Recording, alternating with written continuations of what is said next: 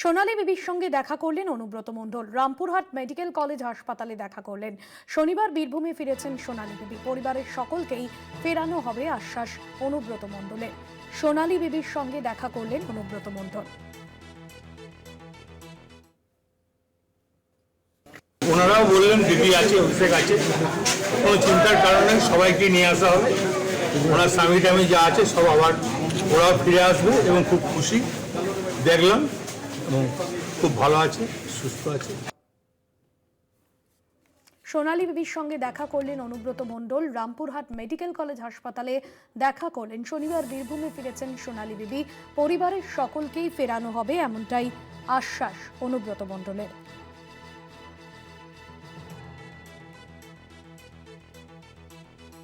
মনা বীরবংশী রয়েছেন ফোন লাইনে। মনা, কি জানা যাচ্ছে? দেখো ভাস্বতী, কি জানা যাচ্ছে বলতে তুমি জানো যে গতকালকেই মূলত বীরভূমে ফিরেছেন সোনালী বিবি। এই মুহূর্তে দাঁড়িয়ে সবচেয়ে বড় সংবাদ শিরোনামে থাকা একটি নাম বীরভূমের সোনালী বিবি এবং তার নাবালক সন্তান গতকালকেই ফিরেছেন। তুমি জানো যে বিশেষ করে শুধুমাত্র বাংলা ভাষায় কথা বলার জন্য দিল্লি থেকে আটক করে কেন্দ্রের বিজেপি সরকার, দিল্লির পুলিশ সরাসরি পরিবারকে না জানিয়ে বাংলাদেশে পাঠিয়েছিল। 6 মাস জেলে সেখানে বন্দী থাকার পর গতকালকে সোনালী বিবি ফিরেছেন এবং তিনি রামপুরহাট গভর্নমেন্ট মেডিকেল কলেজ হাসপাতালে ভর্তি হয়েছেন। এই প্রথম বীরভূম জেলার প্রথম সারির কোন নেতা, আবারও তোমাকে বলে রাখি ভাস্বতী, এই প্রথম বীরভূম জেলার প্রথম সারির নেতা আজ সোনালী বিবির সঙ্গে দেখা করলেন। তিনি হচ্ছেন অনুব্রত মণ্ডল, WBSRDA চেয়ারম্যান অনুব্রত মণ্ডল। তিনি এদিন সরাসরি রামপুরহাট গভর্নমেন্ট মেডিকেল কলেজ হাসপাতালে পৌঁছে যান এবং সোনালী বিবির সঙ্গে তিনি কথা বলেন এবং সোনালী বিবিকে তিনি আশ্বস্ত করেন যে তাদের সরকার অর্থাৎ পশ্চিমবঙ্গের মুখ্যমন্ত্রী মমতা বন্দ্যোপাধ্যায়, তৃণমূল কংগ্রেসের সর্বভারতীয় সাধারণ সম্পাদক অভিষেক বন্দ্যোপাধ্যায় তাদের পাশে আছেন। শুধু তাই নয়, এই সোনালী বিবি তিনি ফিরেছেন, তার নাবালক সন্তান ফিরেছেন, এটাও তার পরিবারের বা অন্যান্য যারা বাংলাদেশে এই মুহূর্তে বন্দী হয়ে রয়েছেন তাদের সকলকে ফিরিয়ে আনবে তৃণমূল কংগ্রেস, পশ্চিমবঙ্গ সরকার। এমনটাই অনুব্রত মণ্ডলের তরফ থেকে, WBSRDA চেয়ারম্যান কেষ্ট মণ্ডলের তরফ থেকে কিন্তু আশ্বস্ত করা হয়েছে এবং সোনালী বিবির সঙ্গে দীর্ঘক্ষণ তিনি কিন্তু সেখানে কথা বলেছেন।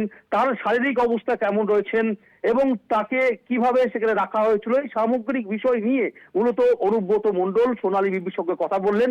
আজকে আমরা দেখলাম যে ছবি, মূলত অনুব্রত মণ্ডলের সঙ্গে সেখানে ছিলেন রামপুরহাট পুরসভা চেয়ারম্যান, আমরা দেখলাম শিক্ষক, তৃণমূল কংগ্রেসের জেলা শিক্ষক নেতা অধ্যাপক প্রলয় নায়েক, সকলেই সেখানে ছিলেন। এবং দেখো, অবশ্যই অনুব্রত মণ্ডল সোনালী বিবির সঙ্গে দেখা করার পর সরাসরি সংবাদ মাধ্যমের মুখোমুখি হয়েছিলেন এবং অনুব্রত মণ্ডল পরিষ্কারভাবে বলছেন যে এই মুহূর্তে দাঁড়িয়ে সোনালী বিবি যেহেতু গতকালকেই তিনি ফিরেছেন, এই মুহূর্তে রামপুরহাট গভর্নমেন্ট মেডিকেল কলেজ হাসপাতালে ভর্তি রয়েছেন, তিনি সুস্থ রয়েছেন, তার সামগ্রিক চিকিৎসার বিষয়টা, পুরো বিষয়টা কিন্তু পর্যবেক্ষণে রাখা রয়েছে।